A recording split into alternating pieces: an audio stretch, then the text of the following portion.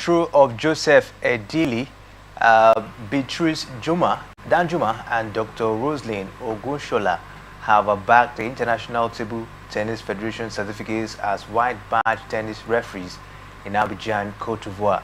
The public relations officer of the Nigerian Table Tennis Umpire Association, Chukwunonso Nwabueze, disclosed in a statement released this week. According to Chukwunonso, the certification follows a rigorous and highly competitive selection process by the ITF selection panel and the outstanding performance at the officiating school held from 23rd to 27th of April. The laudable achievement is a testament of hard work, dedication and commitment to officiating duties, especially in area of the interpretation of tennis rules by the three officials. Michael, this is sharing that, of course, we've seen, table tennis referees, being certified this time around. What do you make of this feat? It's a good development because, you know why?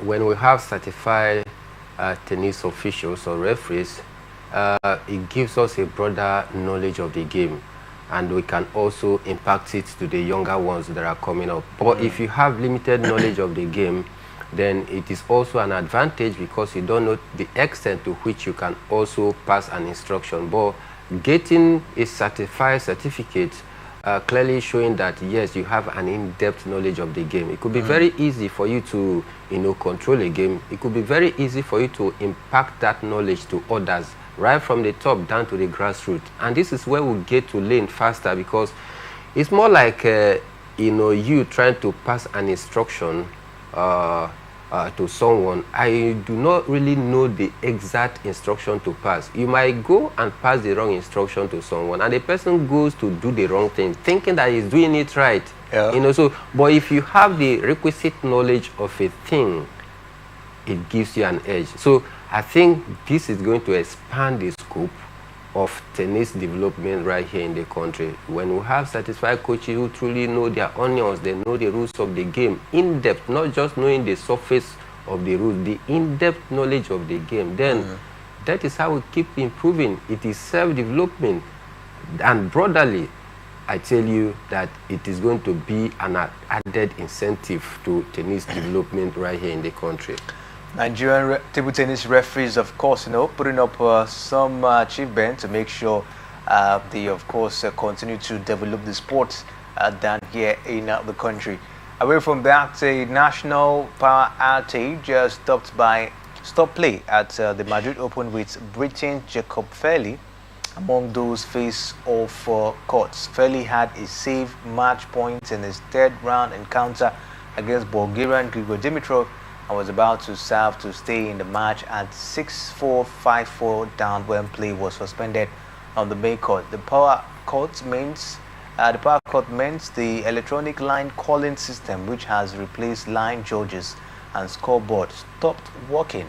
Now, after a brief display, the umpire announced play would restart with him making lines calls in place of the system. However, the spider camera, which hangs low over the court, had begun stuck in place and was in the players' eye lines. Now, after further discussion, the umpire led the players back to the locker room. Michael, this, of course, is something we don't see on a regular basis. What would have really happened that there was power outage, in the Madrid Open?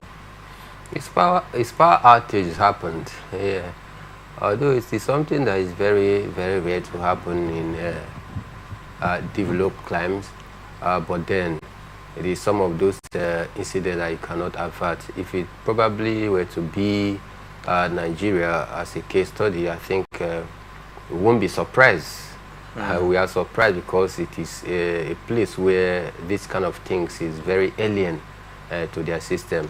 But for Nigeria, I think we are used to it, because in the last few months I heard that our own national grid collapsed about 5 times in less than a few weeks. So it is very, very surprising. Why? Because it is happening in a developed climate. It doesn't happen, or it doesn't occur on a rare basis out there. But then I tell you, it's quite disappointing one, not just the power outage affecting the Madrid Open, but it also cut across every other sector out there in Spain. You talk about their traffic lights, no more walking. You talk about the railway system, no more walking. So it's a very, very bad signal that they actually send to the world of tennis, because subsequent events, the organizers might be thinking, are you sure that these people are ready?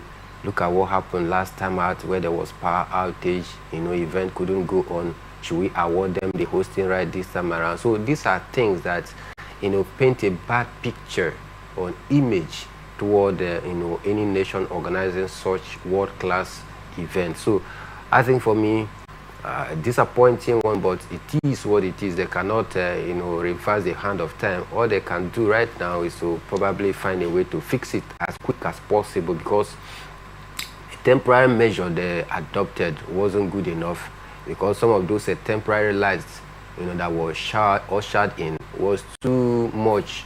It was affecting the eye ray of the players. They couldn't cope with it, and the umpire had to come and just decide to, call off the game. So we believe that maybe in the next few hours, we might possibly hear some positive news, ensuring that power has been restored so that the Madrid Open can continue to go on successfully.